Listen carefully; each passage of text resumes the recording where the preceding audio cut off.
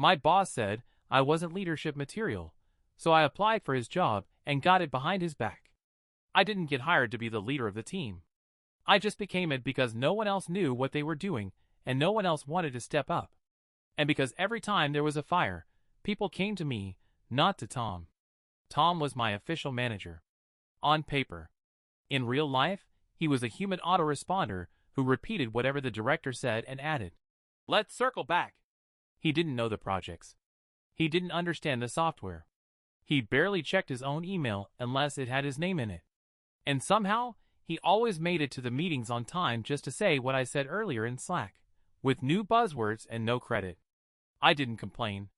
I didn't care about the title. What I cared about was keeping our deadlines from collapsing and shielding my junior teammates from having to fix everything last minute because someone above them forgot to follow up. That someone was always Tom. I handled onboarding. I wrote up procedures. I trained 2 people who now technically made more than me. I stayed late, logged everything, wrote the status reports he pasted his name on. He thanked me once with a gift card. It was expired. But I didn't stop.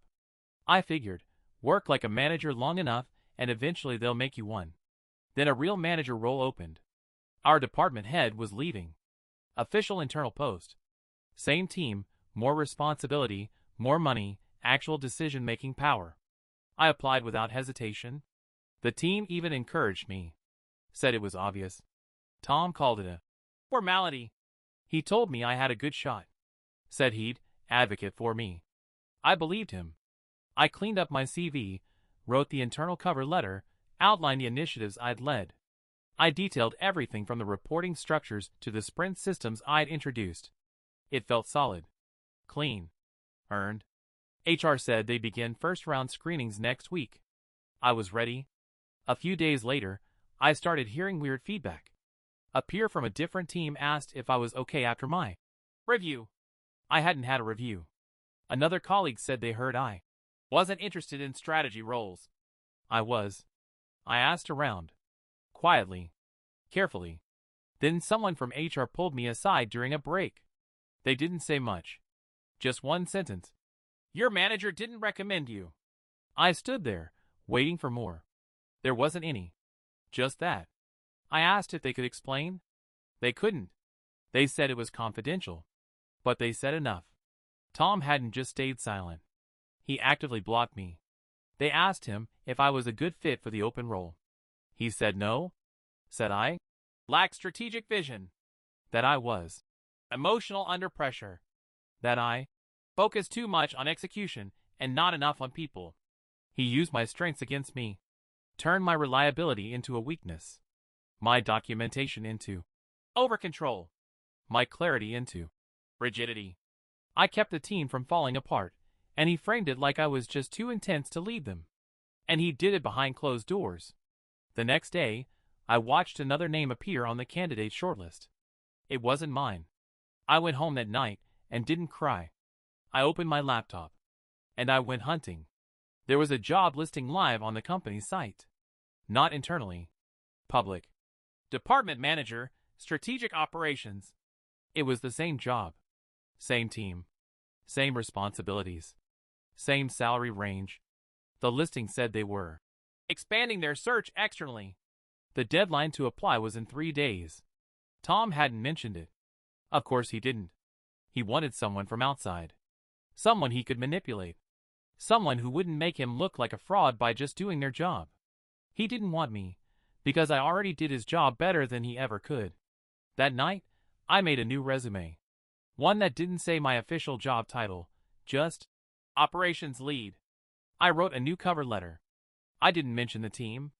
I didn't name him. I described the systems I built, the initiatives I launched, the processes I managed.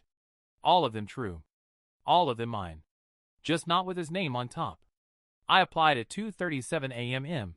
External submission. No login. No internal flag. Just another qualified stranger on a spreadsheet. And this time, I wasn't waiting for permission. After I sent in my external application, I didn't say a word. Not to my team.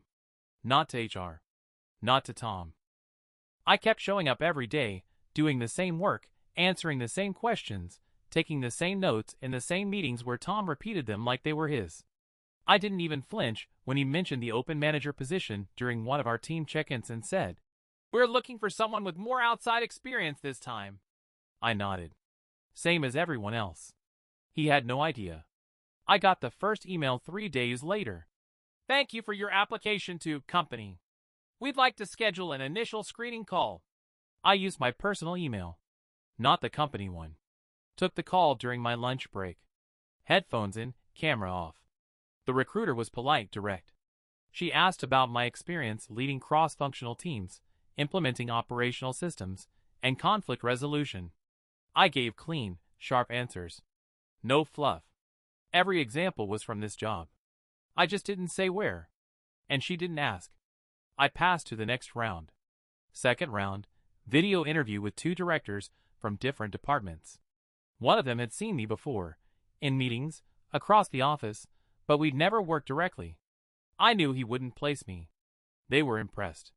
One even said, "You speak like someone who's already inside." I said, "Maybe that's because I've been embedded in ops for a while." Not a lie. Just not the full truth. I passed that round too. The third round was a challenge assignment. Draft a 90-day leadership plan for our strategic ops team. I laughed when I read it, because I'd already done it. Twice. Once for real, once during my first failed internal application. I opened my own notes. Lifted the skeleton from the systems I'd already built. Outlined priorities, potential pitfalls, culture risks, opportunities for scaling. Everything Tom ignored. Everything I fixed in silence. I sent it in on Friday. By Monday, they called again. Final interview. Panel. Director of Ops, HR Director, and 1 VP. In person. I took the day off. Told Tom I had a dentist appointment. He waved me out without asking. Of course he did. He never asked. I wore black, carried nothing except my phone and the printout of my plan. I arrived 10 minutes early and waited in the lobby with 2 other candidates.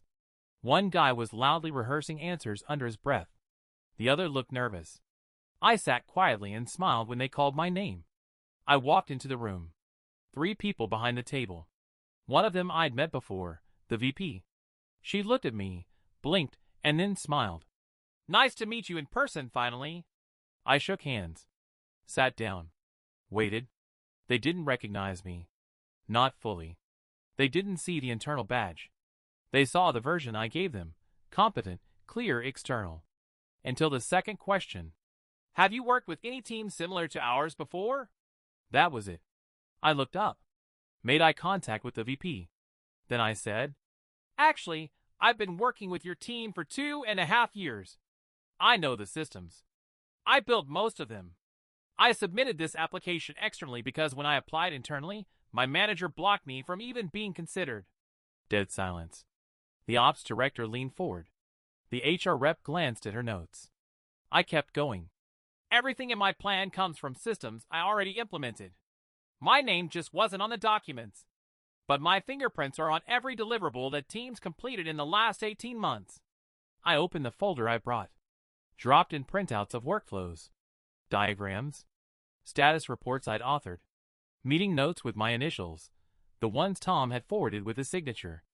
"If you want leadership, I've been doing it. Without the title. Without the pay. And apparently, without the support of the person above me." They didn't interrupt. Didn't blink. I finished calmly. "I didn't come here to expose anyone. I came here because I've earned the right to lead the team I already hold together. You know I can do the job because I've been doing it." I stood up. Told them thank you. And left. They called me that Friday. Offer extended. Salary 28% higher than my current pay. Title, Department Manager, Strategic Ops. Start date, 2 weeks from Monday. I accepted. Quietly. No victory post. No announcement. Just a signed contract. And a calendar invite for a Monday morning reorg meeting. The reorg meeting was scheduled for Monday morning at 10 a.m. company-wide Zoom. Mandatory attendance. Nobody knew what it was about except leadership, HR, and the 2 VPs who had interviewed me. Tom sent out a Slack message at 9:15. "Let's all come ready to discuss changes in Q3 priorities." We may be getting new oversight from upstairs. He still didn't know. Still thought this was about some external hire coming in above him.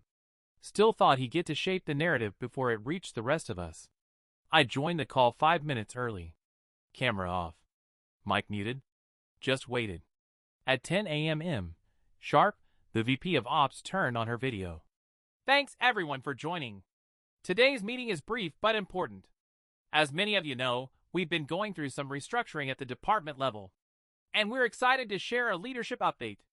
Tom was smiling, arms crossed, relaxed, waiting to hear who the new boss would be so he could suck up or take credit for onboarding them. He didn't even blink when she said my name. But then she added the title. Please welcome my name as the new department manager for strategic operations. Effective immediately. He froze. Smile gone. Eyes locked on the screen. I turned on my camera.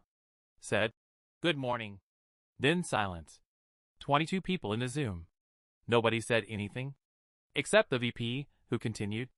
My name has already been leading major initiatives across the department and brings first-hand knowledge of our systems, team needs, and future challenges.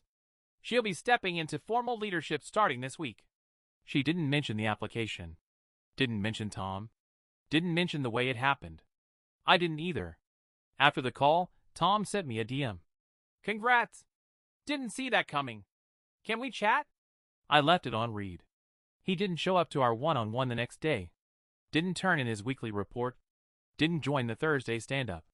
By Friday, he marked himself OO. By the following Monday, his email auto-replied with, No longer at this company. No goodbye message. No explanation. Just gone. I didn't replace him. Didn't post a role. Didn't delegate his work to someone else.